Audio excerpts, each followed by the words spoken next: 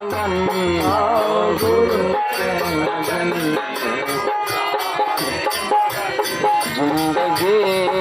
दोबारा मिले ना मिले, जिंदगी गीत सांसों को प्यारे न खोना कभी,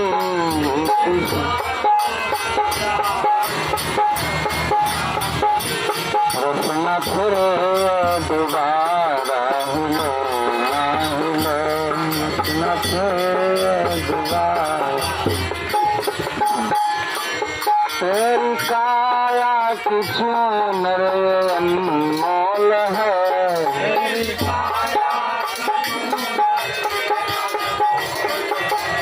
तेरी काया की चूनर अनमोल है।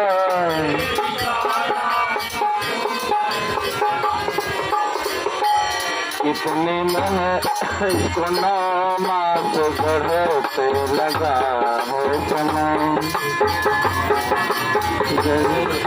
लगा इसको नामास गढ़े पे लगा है समय, इसको नामास गढ़े पे होके गफलत में चूनर फट जाएगी।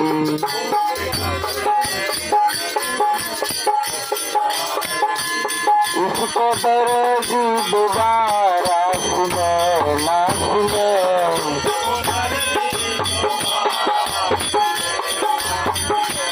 इसको डरेगी दोबारा सुने ना सुने, इसको डरेगी। आओ गुरु के भजन हो जाओ लगन, आओ गुरु के भजन। जिंदगी दोबारा मिले ना मिले,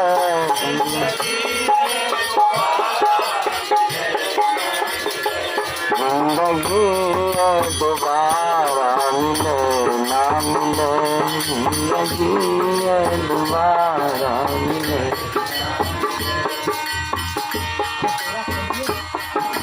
बोलो सद्गुरुदेव की।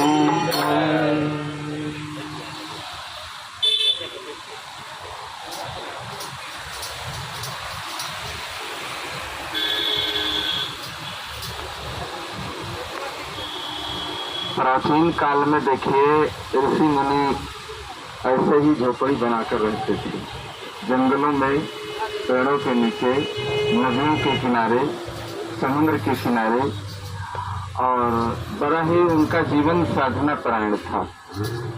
और सदगुरु कबीर साहब के समय में भी देखिए इतनी व्यवस्थाएं नहीं थी, लोग पैदल चलते थे, और पैदल चलना, पेड़ों के नीचे रहना। देखिए आज जितना ही प्रकृति से आदमी दूर भागता जा रहा है और उतना ही उसका जीवन समस्याओं से घिरता जा रहा है।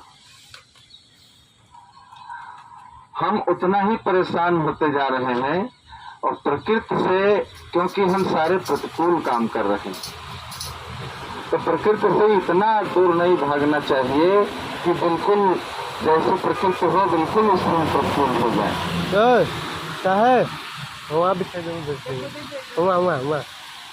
तो हर मनुष्य को चाहिए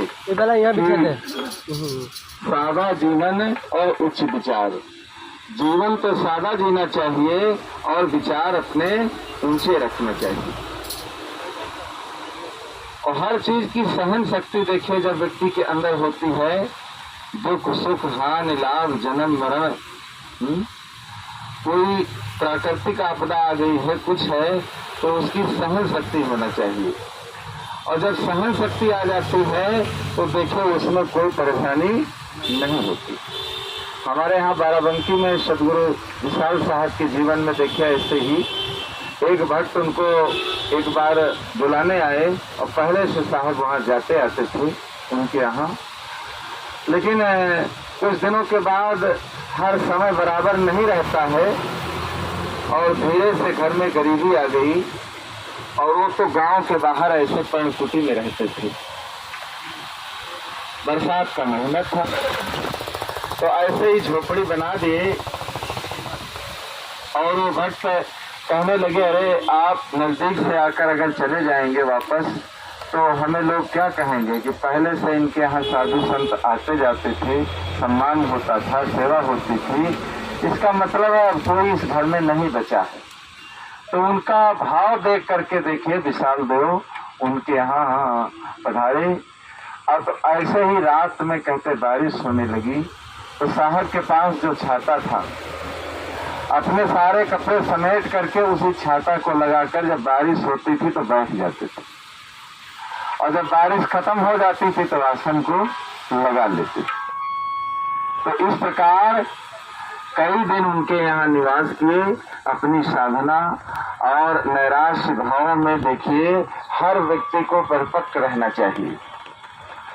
तो आज का दिन ये बहुत ही शुभ है और बहुत अच्छी घड़ी आई है कि सदगुरु कबीर साहब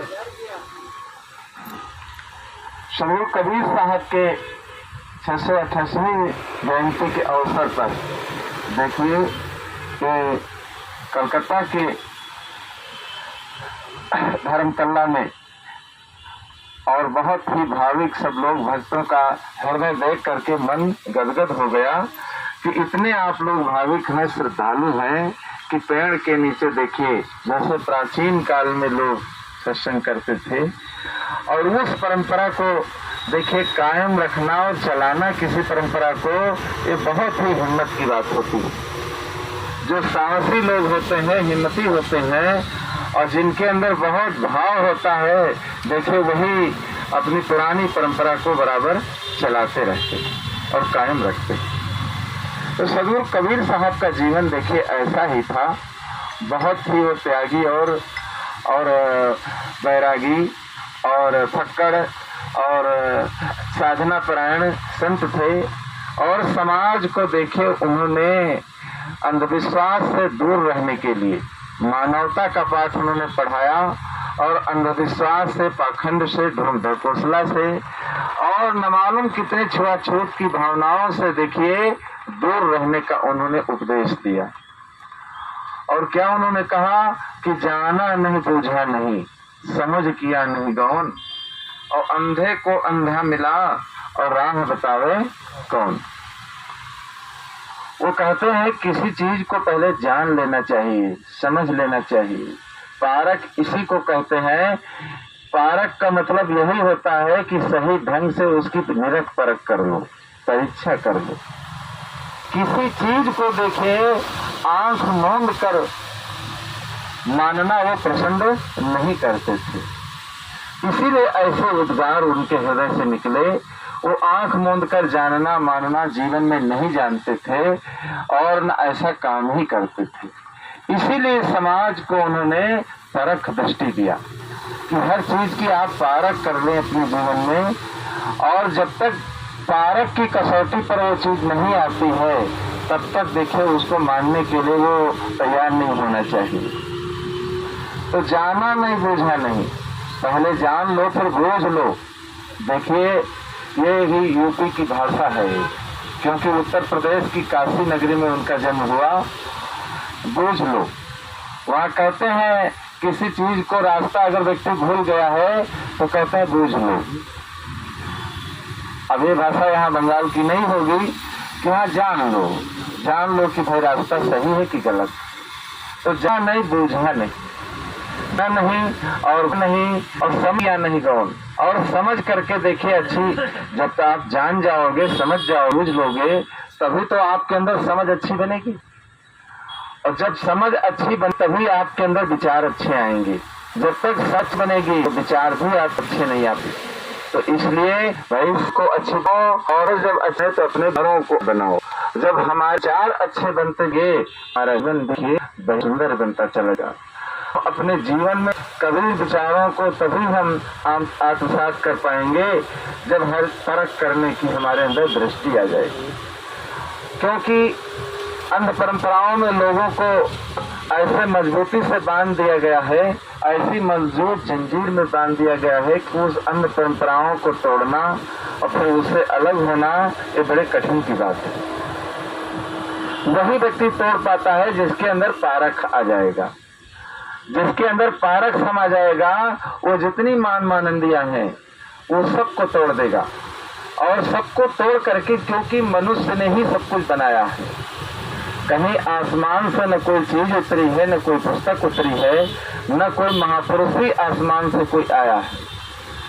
अब कबीर साहब के जीवन में भी देखे ऐसे चमत्कार जोड़े गए और कि आसमान से काशी के लहरतारा पर वो उतरे और वो कोई इंसान नहीं थे, वो तो एक अवतार हुआ था। काशी के लहरतारा के तालाब पर देखिए वो प्रकट हुई। अरे माता पिता के बिना किसी का, देखिए सृष्टि का जो नियम है, जैसे सृष्टि में सबका जन्म होता है चार खानियों में, उसी प्रकार कोई महापुरुष हो या कोई संत हो या पीर हो, पैगंबर हो या कोई मौलवी हो, तो ऐसा नहीं कि उसका दूसरी तरीके से जन्म होगा। दूसरी तरीके से जन्म किसी का नहीं होता है, लेकिन लोगों के अंदर एक भ्रम फैला दिया गया कि वो माता पिता से नहीं जन्मे थे, वो तो सतलोक से आए। वो तो सतलोक से आए। काशी के लहरतारा तालाब पर कोई आसमान से नहीं आता है, न कोई पाताल से आता है। जैसे सृष्टि का नियम है देखिए, वैसे ही सबका जन्म होता। अगर अन्य पुस्तकों का उदाहरण देखा जाए तो देखिए रामायण में राम कलेवा में देखिए जनकपुर की सखियां, जब राम जनकपुर में कलेवा खा रहे थे तो देखिए जनकपुर की सखियां क्या कहती हैं, वो व्यंग करती हैं। वो कहती हैं कि अति उदार करतोतदार सुन अवधपुरी की बामा, खीर खाए सुख पैदा करती नहीं कुछ पतिकर कामा। तो देखिए वो सखियां वो गा रही हैं और हंसी कर रही हैं, व्यंग कर रही हैं कि अति उदार करतोतदार सुन अवधपुरी की बामा, खीर खाए सुख पैदा करती नहीं कुछ पतिकर कामा। तो अयोध्या की ऐसी देखिए सखियां हैं कि उन्हें पति की जरूरत नहीं पड़ती है। महाराज श्री राम कहते हैं उन्हें तो खीर खा खा करके बच्चों का जन्म दे देती है। देखिए खीर खाकर किसी बच्चे का जन्म नहीं होता है। खीर खाकर किसी बच्चे का जन्म नहीं होता है। सखी वचन सुनकर रघुनंदन बोले मृद मुस्काते, अवापन छाल चाल छुपाओ प्यारी कहो आन की बातें। और मात पिता बिन नहीं कोई जन्मे बंधु वेद की रीति, और तुमरे तो सब मन से उपजे अस हमरे नहीं रीति। देखिए महाराज श्री राम सखियों की बात सुन करके देखिए उसका उत्तर देते हैं कि देखिए तुम्हारे यहाँ सीता जी का पृथ्वी से जन्म हो गया, लेकिन हमारे यहाँ कोई खीर खाकर कोई माँ बच्चे का जन्म नहीं देती है। मात पिता बिन नहीं कोई जन्मे बंधु वेद की रीति। अरे सृष्टि का नियम है, बिना माता पिता के किसी का जन्म नहीं होता है। तो माता पिता से ही सबका जन्म होता है और इसी पृथ्वी पर आकर के कोई व्यक्ति महान बन जाता है अपने आदर्शों से, अपने कर्मों से, अपनी महानता से महानता को प्राप्त हो जाता है। तो देखिए ऐसे ही सदगुरु कबीर साहब का देखिए किसी माता पिता से ही जन्म हुआ और वो ऐसे महान थे, मानवतावादी थे कि भारत में नहीं पूरे विश्व में देखिए छा गए उनके विचार। और भारत के अलावा भी देखिए उनको मानने वाले बाहर भी बहुत लोग आज हैं, क्योंकि उनके विचार मानवतावादी थे। उन्होंने जो कुछ कहा अंधविश्वास से, पाखंड से, अवतारवाद से देखिए हट कर सारी बात उन्होंने कहा। वो झूठ बोलना नहीं जानते थे, वो झूठ बोलना तो जानते ही नहीं थे, झूठ बात को मानना पसंद ही नहीं करते थे जीवन में। तो इसलिए साहब कहते हैं कि जाना नहीं बूझा नहीं और समझ किया नहीं गौन, और अंधे को अंधा मिला और राह बतावे कौन। अगर कोई अंधा आदमी है रास्ते में जा रहा है और दूसरा अगर उसे कोई अंधा मिल जाए और वो भटका है और उसी से रास्ता अगर पूछता है कि भाई आगे हमें रास्ता बता दीजिए, हम आगे जा रहे हैं क्योंकि मुझे रास्ता नहीं पता है, तो अगर अंधे से अंधा व्यक्ति रास्ता पूछेगा तो क्या रास्ता बताएगा। अंधा बाह गए अंधे की मार्ग कौन बतावे, जग रोगिया भयो सदगुरु बैदा को न जाने जग रोगिया भयो। तो इसी प्रकार जो कुछ भोला है, जो खुद भटका है, खुद पाखंड में अंधविश्वास में फंसा हुआ है, अगर उसी से अपने जीवन का हम रास्ता पूछ रहे हैं तो जो रास्ता अपने जीवन में उसने चुनाव किया है वही रास्ता हमको भी बता देगा। तो हमारा मार्ग रुक जाएगा, हम भटक जाएंगे इस संसार में। इसलिए अपना भटकाव मिटाने के लिए देखिए पारखी संत की आवश्यकता है। किसी पारखी संत को सौंप लीजिए। किसी पारखी संत को कहते हैं अपने जीवन में चुनाव कर लीजिए, वही आज संक्षिप्त गाए हुए हैं, वही आज संक्षिप्त गाए हुए हैं, सकल जो विवेक की बताए हुए हैं, सकल जो विवेक की बताए हुए हैं, वही आज संक्षिप्त गाए हुए हैं, सकल जो विवेकी बताए हुए। तो जो विवेकी लोग देखिए वो दो को चार मानते हैं, और जिनके अंदर विवेक नहीं है तो कितना भी बढ़ा चढ़ा कर बता दिया जाए, कह दिया जाए, लिख दिया जाए। पुराणों में जैसे बढ़ा चढ़ा करके लिख दिया गया कि राजा सगर के 60,000 बच्चे हो गए, राजा प्रियव्रत 11 अरब वर्ष तक राज करते रहे, राम लक्ष्मण खीर खा करके पैदा हो गए, गोकर्ण देखे कान से पैदा हो गए, और सीता का जन्म देखे पृथ्वी से हो गया। और इसी प्रकार सबके उपासक लोग, श्री कृष्ण के उपासक, श्री राम के उपासक, ऐसे सदगुरु कबीर के उपासक लोग वो पीछे कैसे रह जाए। वो सब के उपासक लोग अपने गुरुओं के नाम में बढ़ाते बढ़ाते बढ़ाते बढ़ाते इतना बढ़ाते चले गए कि उसमें इतना अवतारवाद, पाखंड और चमत्कार जोड़ते चले गए कि सदगुरु कबीर साहब का जन्म देखिए सतलोक से हो गया, कोई माता पिता से नहीं हुआ। जो लोग देखे इस मानता को मानते हैं वो इस चीज से नाराज हो जाएंगे कि नहीं, लेकिन सृष्टि का जो नियम है, कारण कारक की जो व्यवस्था है वो अटूट है, वो सबके लिए है। कोई संत है या कोई भक्त है या कोई इंसान है, हर चीज का देखे बंटवारा यहीं पर होता है। ब्राह्मण है, क्षत्रिय है, वैश्य है, शूद्र है, नारी है, ये नर है, हर चीज का बंटवारा यहीं होता है। लेकिन सृष्टि का जो नियम है, खून देखे सबका एक ही समान होगा। कारी पेरी दो गाई ताकर दूध लो बिल गाई। अगर काली पीली 2 गायें हैं आपके पास और उनका दूध आप निकालें और निकाल करके अगर एक में मिला दिया जाए, फिर किसी व्यक्ति से कहा जाए भाई दूध को अलग अलग करो, कौन काली गाय का है कौन पीली गाय का है, तो क्या आप अलग कर सकते हैं? नहीं अलग कर सकते। प्रकृति ने देखिए किसी को किसी के साथ छल नहीं किया है, सबको समान बनाया, सबको समान बनाया है। इसलिए हर व्यक्ति इंसान है, हर व्यक्ति इंसान है। और इंसानियत का पाठ देखिए उन्होंने पढ़ाया, मानवता का पाठ उन्होंने पढ़ाया कि इंसान इंसान है, वो और कुछ नहीं है। इसीलिए अगर किसी व्यक्ति से पूछा जाए आप कौन है, तो लोग कोई कहता है हम ब्राह्मण हैं, कोई कहता है शूद्र हैं, कोई कहता है वैश्य हैं, कोई कुछ कहता है, कोई कुछ कहता है। देखिए असली नाम अपना लोग नहीं जानते हैं कि हम कौन हैं। हम इंसान रूप में आए। देखिए वो काशी के लहरतारा तालाब पर इंसान रूप में आए थे, वो इंसान रूप में आए, इसलिए पूरे भूमंडल को इंसानियत का पाठ उन्होंने पढ़ाया, इंसानियत का संदेश उन्होंने दिया।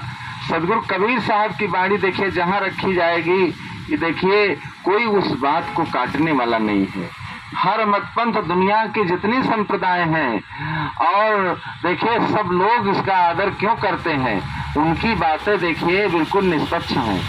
वो कहीं पर चिपके हुए नहीं थे, न किसी पक्षपात में वो चिपके थे, न किसी आडंबर में वो थे, और न वो झूठ ही बोलना वो जानते थे। तो इसलिए ऐसा उनका ज्ञान था निराला। ऐसे निराले ज्ञान को पा करके देखिए जिनके अंदर परख दृष्टि थी, उन लोगों ने परख लिया, जान लिया, समझ लिया और समझ करके जीवन में उसका अनुसरण कर लिया।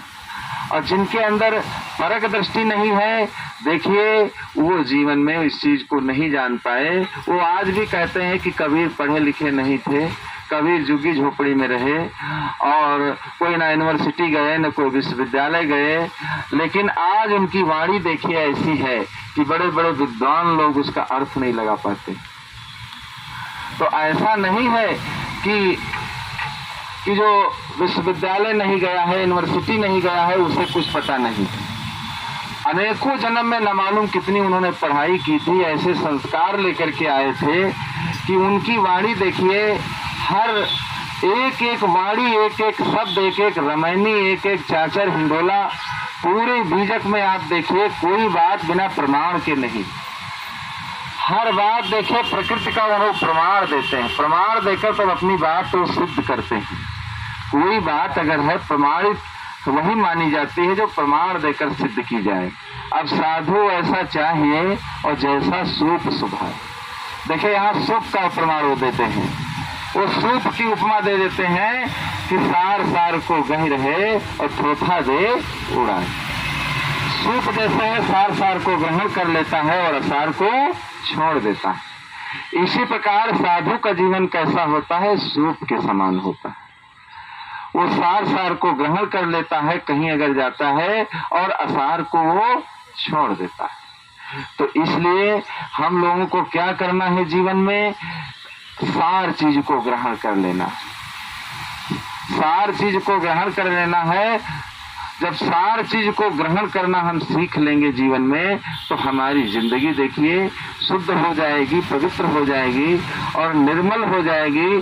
तभी हम जीवन में जीना सीख पाएंगे कि हम जिंदगी तो मिली है, लेकिन लोग जीना तभी सीख पाएंगे जब सार चीज को ग्रहण करना सीख लेंगे। मधुमक्खी देखिए सार सार चीज को लेती है और कितना मीठा स्वादिष्ट शहद बना देती है। तो कोई व्यक्ति आपको नहीं मिलेगा दुनिया में जिसके अंदर कोई गुण न हो। अगर हम गुणों को लेते चलें तो देखिए हम गुणवान बन सकते हैं, और अगर अवगुणों को हम जीवन में लेते चलें तो हम अवगुणी बन जाएंगे। इसलिए सदगुरु कबीर साहब ने कहा है कि बुरा जो देखन मैं चला और बुरा न मिलिया कोई, और जो दिल खोजे अपना और मुझसे बुरा न को। अगर हम बुराइयां ही देखते रहें चारों तरफ अगर बुराइयां हम देखते रहें तो देखिए हम धीरे धीरे हमारा अंतःकरण गंदा हो जाएगा, दूषित हो जाएगा। हमारी भावना देखिए दोष देखने की बन जाएगी। तो कभी अपनी भावना दोष दृष्टि तरफ नहीं ले जाना चाहिए। सदा अपने जीवन में देखिए सारग्राही बनना चाहिए, गुणग्राही बनना चाहिए। तो गुणग्राही बन करके अपने जीवन को हम लोग यापन करें। और बहुत ही अच्छा लगा। ये तो बिल्कुल पुराने प्राचीन काल में देखिए ऋषि मुनि जैसे जंगलों में रहते थे, और इस प्रकार से इस कलकत्ता की पावन धरा पर आप लोग सत्संग कर रहे हैं, सदगुरु कबीर साहब का प्रचार प्रसार कर रहे हैं। यहाँ के अध्यक्ष महोदय एवं आश्रम के सदस्य जितने हैं सबको बहुत बहुत धन्यवाद है। और ऐसे ही इस परंपरा को आप लोग जीवित रखें, और तो इसमें सबका लाभ। बोलो सदगुरुदेव की।